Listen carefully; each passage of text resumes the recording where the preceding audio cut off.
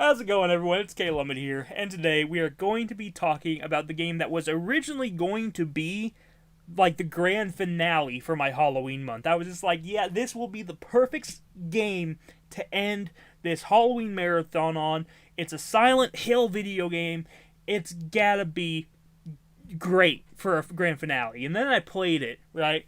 And while I enjoyed the gameplay, the story, especially towards the end of the game, the story got so bad that I decided that there's no way that this could be a grand finale. I really wanted to love this game, and there's a lot of aspects I still like about this game, and I don't think this is even a bad game. But the story makes it so I wouldn't even dare put this as like the highlight of the month. Okay, so I'm gonna find something else for the very final day of Halloween month. For actual Halloween day, I'll have to find something because it ain't gonna be this. But Silent Hill Homecoming is all about a character named Alex Shepard looking for his younger brother who's gone missing. His name is Joshua, and he keeps seeing Joshua in a bunch of different places, but every time he gets close to saving his brother just takes off running the opposite direction.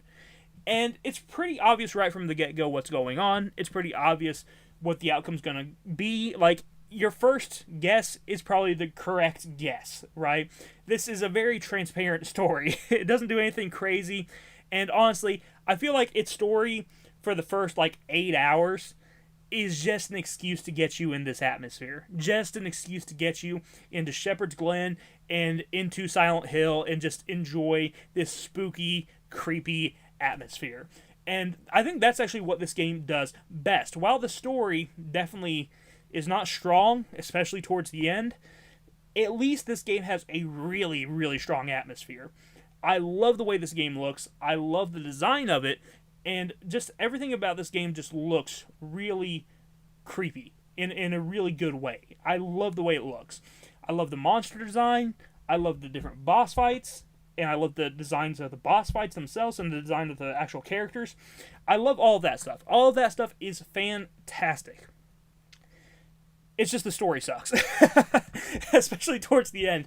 And before I get too much more into the gameplay, I will say what ruins this story is really towards the end of the game. Like, the first 8 hours, it's, acceptable, right?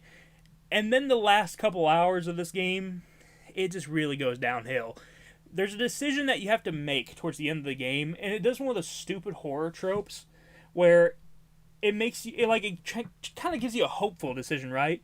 You think to yourself, oh, maybe I can save this person if I don't shoot them. That seems like common sense, right? And then it turns out that is actually the bad option. The good option is to shoot the person. And when that happened, and what happened when I didn't shoot the person happened, I decided, you know what?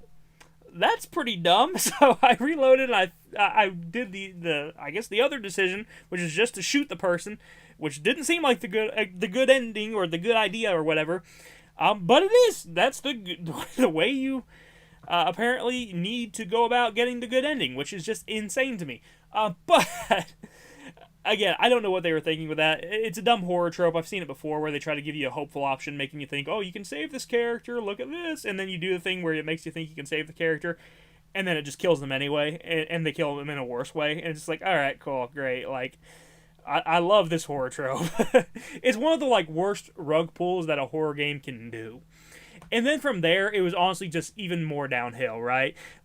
There's a scene where you see an important character get killed, and it's just the way the character dies. I couldn't help but laugh because of how ridiculous it looks. The character just slips on a boat and falls and breaks their neck, and I'm just like, I couldn't help but laugh. It was a really poorly done cutscene, and it didn't feel serious at all. It just did not. And then to the end, when you're fighting the final boss, and then you cut the final boss open, and it basically just gives birth. I don't know how I'm supposed to take any of that serious. I don't know what they were thinking with the last couple hours of this game. So yeah, the story, not great. So if you're playing this game, just keep in mind that the story's probably not going to go in a direction that you like. The story does have multiple different endings, and I did get the good ending. I only got the good ending because I did reload. I looked up what would happen afterwards, what would happen if I didn't do that, you have to shoot that character. When it gives you the option to shoot said character, shoot that character, because you do not want the other ending. That's all I'm going to say. But the story is not great in this game. So when you're playing this, you are basically playing it for the atmosphere itself. You are playing it for the gameplay experience, which is fine, right? Gameplay experience comes first. And if the gameplay is good, that's really what matters at the end of the day.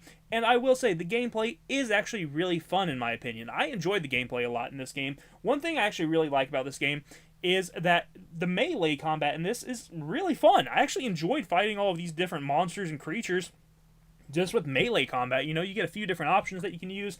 The best option to use is definitely the dagger because it's the quickest.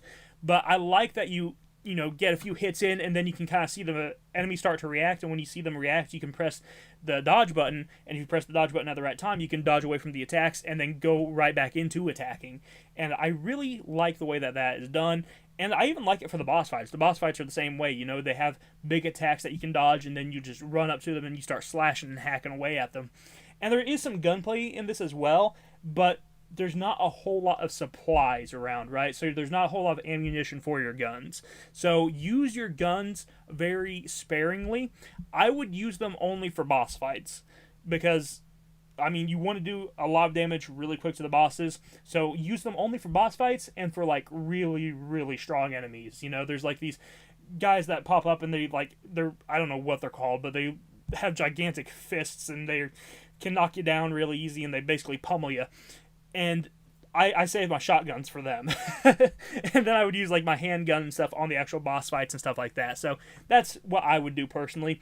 And you're going to want to do the same thing with healing items. Whenever you find healing items in this game, you're going to want to save them. It's definitely a good idea to save your med packs for actual boss fights, and then just use the healing drinks when you're just exploring the different areas, right? Because healing drinks don't heal you up all the way. Med packs do. So it's really important to have those med packs for actual boss fights. And if you're just taking it, a bit of damage, use the health drinks in any other scenario.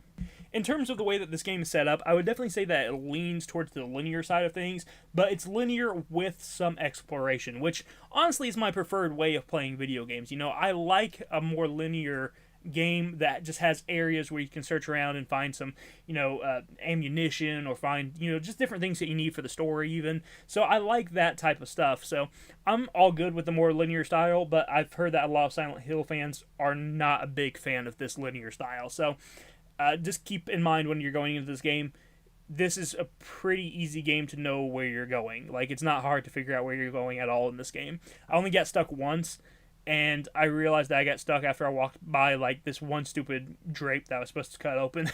I had to, walk past it, 5 times. I was just like, where am I going? And then I saw the drape, and I was just like, oh, that's where I was supposed to go. So, but other than that one time, it's pretty straightforward, right? So it's very linear, but I enjoy that personally. The puzzles in this game, I think honestly almost all the puzzles are really easy. The only hard puzzle is towards the very late end of the game. It's the very last puzzle before the final boss. That's the only one I would consider difficult. But the other puzzles are actually really easy. I didn't really have any issue with any of the other puzzles, so didn't mind those at all. I thought they were all pretty fair and fine. Again, the last puzzle sucks, but I mean, there's always going to be at least one bad puzzle in these games, so it's what it is. And one thing I will say is that I'm not a Silent Hill fan, and I think that's important to say with this game, because I've heard that actual Silent Hill fans, like people who enjoy the games, will not like this game. However, I am a Silent Hill movie fan. I love the movies. I really enjoyed the movies, actually. They're some of my favorite horror movies. And as someone who is a fan of the movies, I really love this game. And that's because this game is actually based more on the movies than it is the other games. This game wasn't even actually made in Japan like the other Silent Hill games. This one was made in the United States, and it takes heavy inspiration from the movies. Even when the world transitions from its regular world into this weird rustic, kind of factory looking, just a mechanical world, even that transition is just like in the movie. And I really love it. You hear the horn and you see everything just start flaking away. And I love the way it looks, and I love the reference to the movie. And even the way that the characters act, everything about that is all basically based off the movie. And I enjoy that. I know, again, people who want Silent Hill and want a Silent Hill video game experience and are fans of the other Silent Hill games, they probably would not want that. But as someone who couldn't really get into the other Silent Hill games, I need to give Silent Hill 2 another shot. I need to try to play through it again. But, as someone who isn't really a huge fan of the games but likes the movies, I feel like this game is like almost perfect for me. I really love the environment. I love the references to the movies. And I just love the setting itself. Even though the story sucks, the setting itself is still really, really fun, and I enjoyed it quite a bit. And like I said, I think the gameplay plays pretty well. The performance wasn't bad. It has some dips every now and then, but nothing too bad. Like, it's still plenty playable, but you will notice some frame rate dips every now and then, I will say. Overall, I can't recommend this game to actual Silent Hill fans who are fans of the game. However, I can recommend this game to other people who enjoy the movies like I do, because I love the movies and I love this game. I actually think it's really fun despite its terrible ending sequences, Other than its really crappy, almost rushed feeling ending, it's ending that felt like it was just kind of... I almost feel like they didn't have a clear-cut idea of what they were going for, if I'm being honest. I don't know, it didn't really feel like it was completely put together right, so... I don't know. I'm not a huge fan of the way that the story wraps up. I don't think anyone actually is. But if you like the whole setting of Silent Hill, especially in the movies, if you like that setting, you like that atmosphere, and you just want to experience that in a game, I think that this is a pretty good way to experience that type of setting that you saw in those movies. So I enjoy it, and this game is not expensive either. I actually picked this game brand new, sealed, picked it up for $20 on Amazon, and I mean, honestly, if you pick it up used, you're probably going to pay about $20 anyway, so you might as well pick up the brand new copy of it. So, and for $20, you get about 10 hours of gameplay, and I'd say 8 of those 10 hours are pretty enjoyable. It's just when the story goes downhill when it stops being enjoyable. when characters start doing things that don't really feel like they make sense, that's when it kind of stops being enjoyable, and all the cult storyline, basically all the storylines that are in this game start wrapping up. That's when it's just like, oof, the story's pretty bad. But at least the game's still fun, so I'll leave it there. I think it's a fun game, especially if you like the movies. So I will talk to you guys in the next one. You have a wonderful day. Bye-bye.